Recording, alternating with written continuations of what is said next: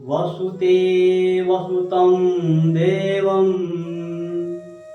कंसचार्णूरमर्दनं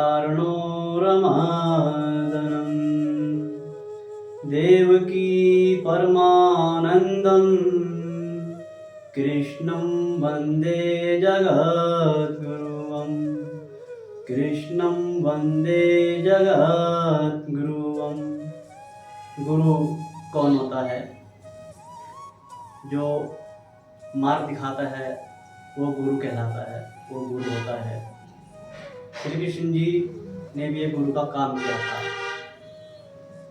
महाभारत का जब एक विषय आता है उस समय उन्होंने दुर्योधन को मार्ग दिखाया था, लेकिन दुर्योधन उनके बताए मार्ग पर नहीं चले। उस पश्चात उन्होंने फिर अर्जुन को मार्ग दिखाया था, अर्जुन उनके बताए रास्ते पर चले। उसके बाद आपको पता है कि महाभारत में क्या हुआ था, सच्चाई की जीत हुई। और एक विषय भागवत गीता का आता है जिसमें आत्मदेव नाम के एक ऋषि मुनि रहते थे। साथ में उनकी पत्नी धुंधली रहती थी, जो बड़ी गुणवान और सुंदर थी। आत्मदेव भी बड़े ज्ञानी थे, पूरे गांव में उनकी ख्याति थी, पूरे गांव में उनको लोग बहुत मानते थे। मगर आत्मदेव को एक दुख हमेशा सताता रहता था कि उनके घर में संतान नहीं थी, पुत्र नहीं था। एक दिन वो अपने जीवन से विरक्त होकर एक सुनसान जंगल में चले गए और तालाब के किनारे बैठकर विलाप करने लगे। तभी वहाँ पर एक साधु महात्मा जी आते हैं और आत्मदेव जी उनके पैरों में पड़ जाते हैं और कहते हैं, महाराज मुझे कोई ऐसा आशीर्वाद दीजिए जिससे मेरे घर में भी बच्चे की गूंज खिले। मैं भी चाहता हूँ कि मेरे घर में बच्चा किलकारी मारे, बच्चा आंगन में खेले, लेकिन मैं तो बड़ा ही अभागा हूँ और आज मैं अपना जीवन त्यागने जा रहा हूँ, या तो मुझे कोई उपाय बताइए। तभी महात्मा जी ने बहुत विचार करने पर उसको एक फल दिया और कहा, इसको घर ले जाकर अपनी पत्नी को खिला देना। आत्मदेव जी बड़े प्रसन्न हुए और जब वो घर पहुँचे उन्होंने अपनी पत्नी को सारी बात बताई कि मुझे वहाँ पर एक महात्मा जी मिले थे, विद्वान मिले थे, उन्होंने ये फल आपको खाने के लिए दिया है, ये फल लो तो इसको खा लो। तभी उसके मन में विचार आया कि अगर मैं इस फल को खा लूँगी मुझे पुत्र की प्राप्ति तो हो जाएगी, मगर जो मेरा सुंदर शरीर है, जो मेरा कोमल शरीर है, ये शरीर मेरा ढल जाएगा, मेरी सुंदरता ढल जाएगी। तो उन्होंने वो फल नहीं खाया। तत्पश्चात अपनी बहन को सारी बात बताई।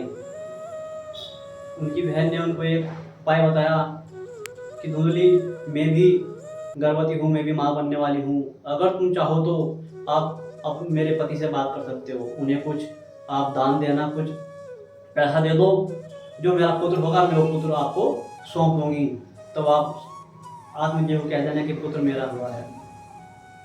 धुंधली तैयार होगी और उन्होंने उस फल को जो महात्मा जी ने सिद्ध पुरुष ने दिया था, उन्होंने वो फल एक गाय को खिला दिया।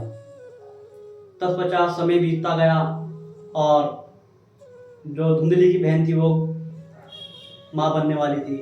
धुंधली भी वैसी वैसी हरकतें करती थी जैसी उनकी बहन करती थी। एक दिन ऐसा हुआ कि उनको पुत्र की प्राप्ति हुई और वचन के अनुसार उन्होंने वो पुत्र धुंधली की गोद में दे दिया और अगले दिन सारे में चर्चा हुई कि धुंधली को पुत्र हुआ।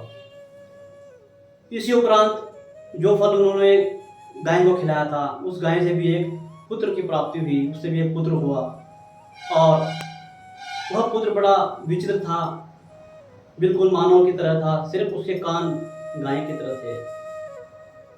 धीरे धीरे समय बीतता गया, गौकर्ण बड़ा होता गया और जो धुंधली का पुत्र था वो भी बड़ा होता गया।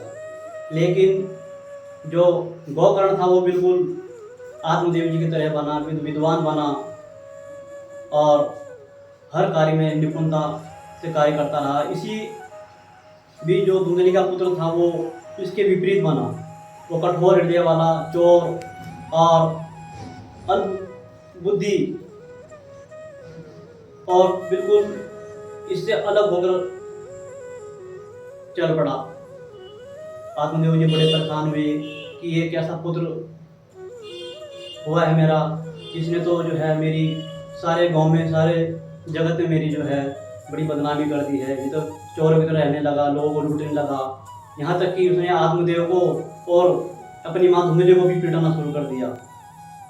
एक दिन उन्होंने उसको घर से बाहर निकाल दिया, लेकिन गोकर्ण इसके बिल्कुल विपरीत अपने माँ बाप की सेवा करता रहा। और एक दिन उसने जो है अपने भाई को समझाने की कोशिश की, लेकिन तो उसने भी उसको मारने की कोशिश की। तभी परमात्मा का कहर ऐसा बरसा कि जो आत्मदेव का अपना पुत्र था वो बिल्कुल बीमार पड़ गया। तत्पश्चात गोकर्ण ने ही सारा कर्म किया और गोकर्ण की संसार में बड़ी ख्याति हुई। जय श्री